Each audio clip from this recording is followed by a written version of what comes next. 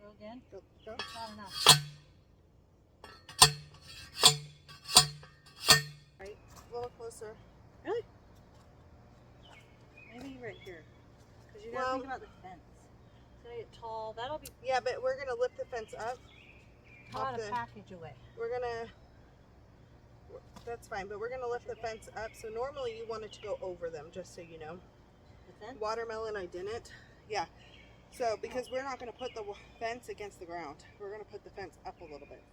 Okay. Well, then, do you want it right here? Yeah, I think right there. I can take If you can go as close to the thing as you can. Or you want these on that side, right? Yeah. So go to close to the board as you. There you go, right there.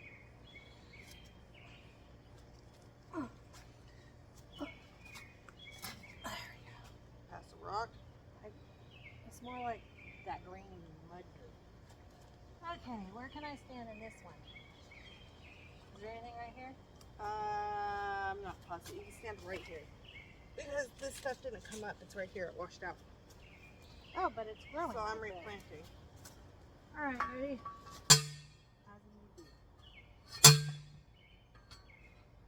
You're literally digging ants in.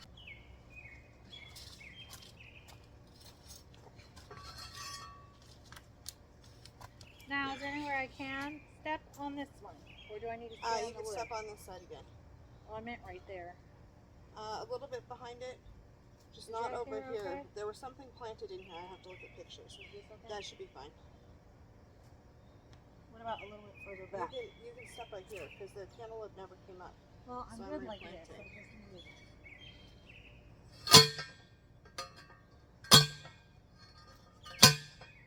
Okay. Are the spines facing the right way? Yeah. Well, no, you turn. Welcome back to the Padilla Family Homestead. We are back in the garden. We are working on, well, why don't you tell them what we're working on? T-post.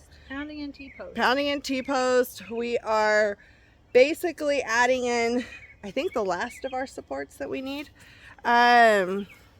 It's the watermelon supports, the cucumber and cantaloupe supports, and reinforcing the archways.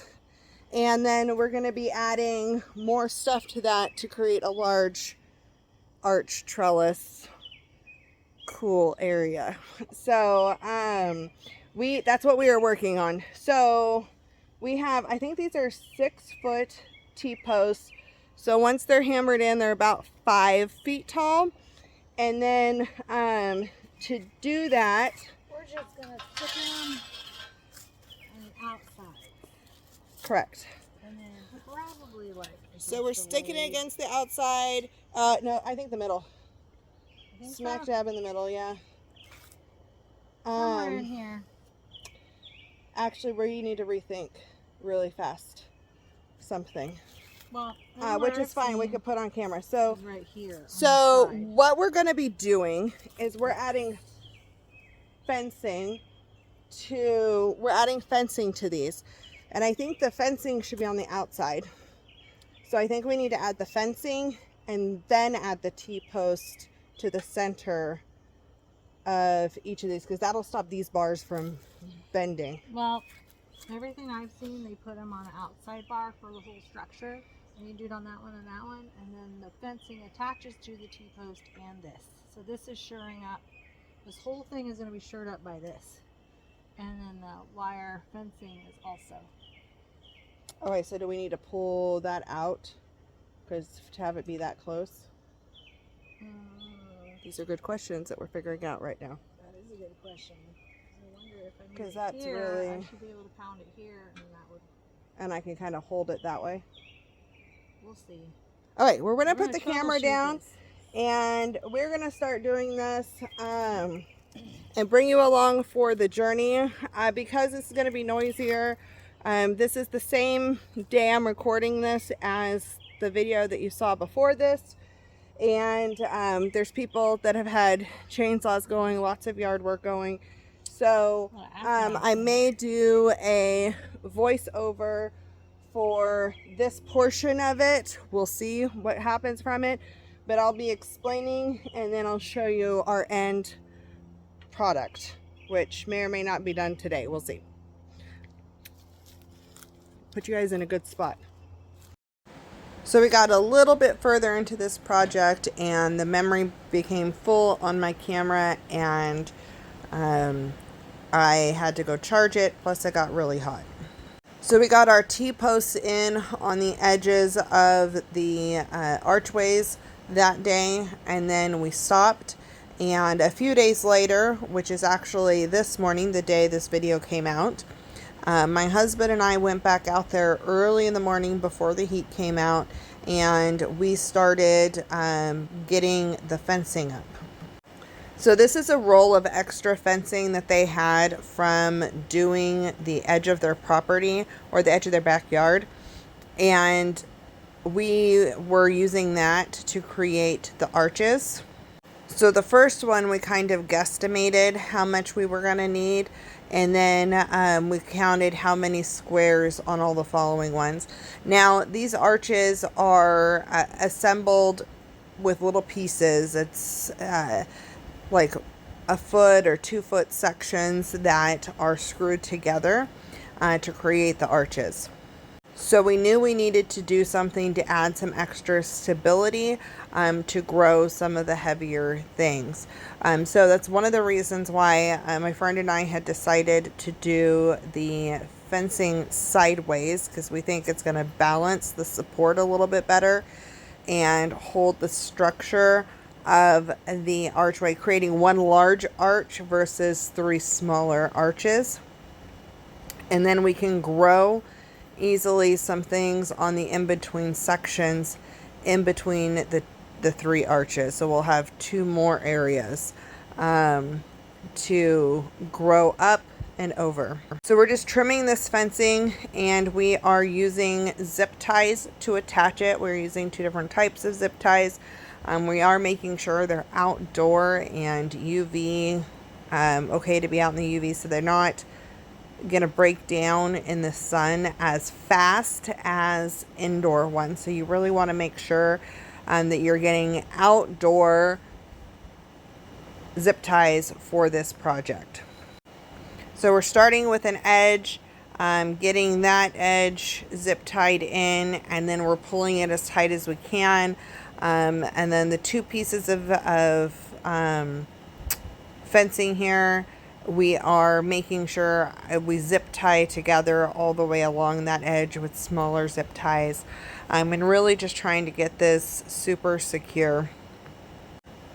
We were having a hard time reaching this top portion of the archway, so I went and got some of the cement pavers that we had and stacked them up to create some height that's stable height that we could stand on. Overall, I'm really happy with how this archway turned out. We were having a hard time getting the top part of the arch to bend over to hold in place because it was just sticking up.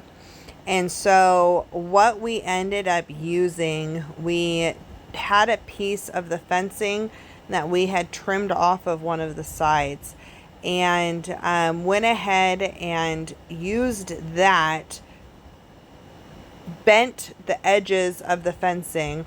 So it had one solid square of fencing and then extra prongs sticking out on each side. So we took those prongs and bent them down to where we could grab the, and you can see us using it right there.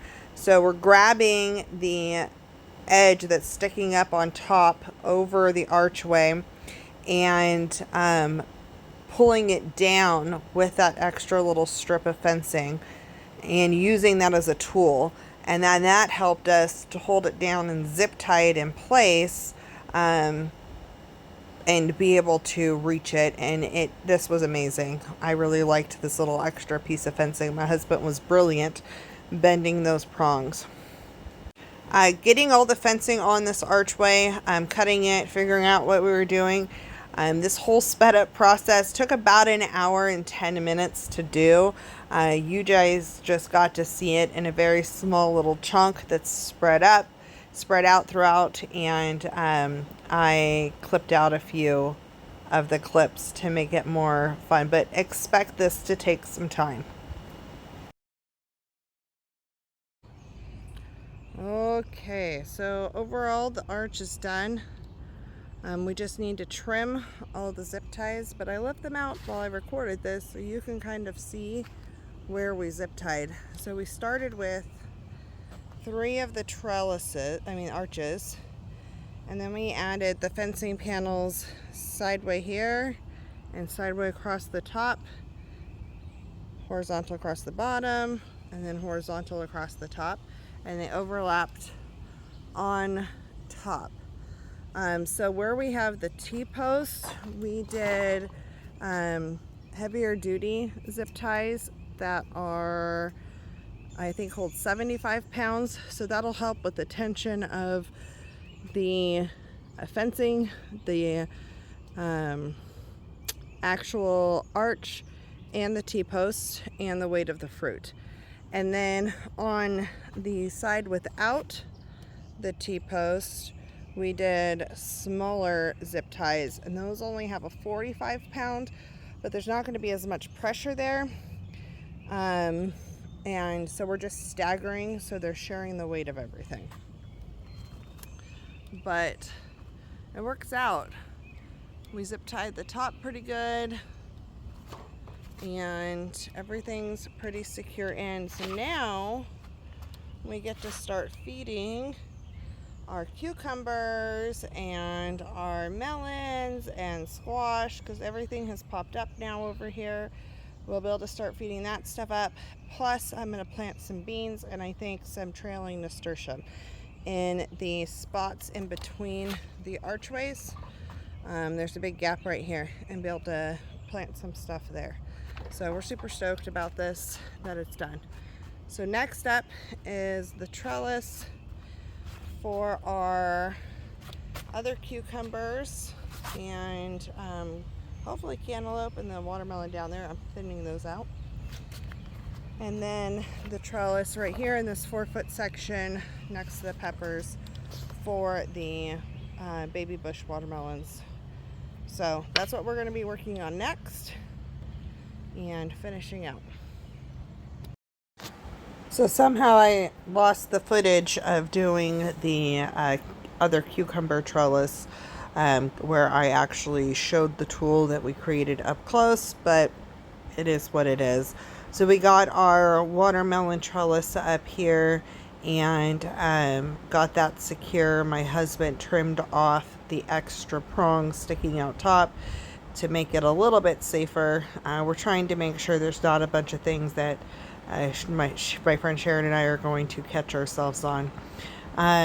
While he's finishing trimming that off, I walked and I showed her all the work we had done this morning, and she loved it and was super happy with it. So we are excited to get these plants growing and over the archways and onto the trellis and having a very lush and full garden. Thank you for joining us, and we'll see you on the next video.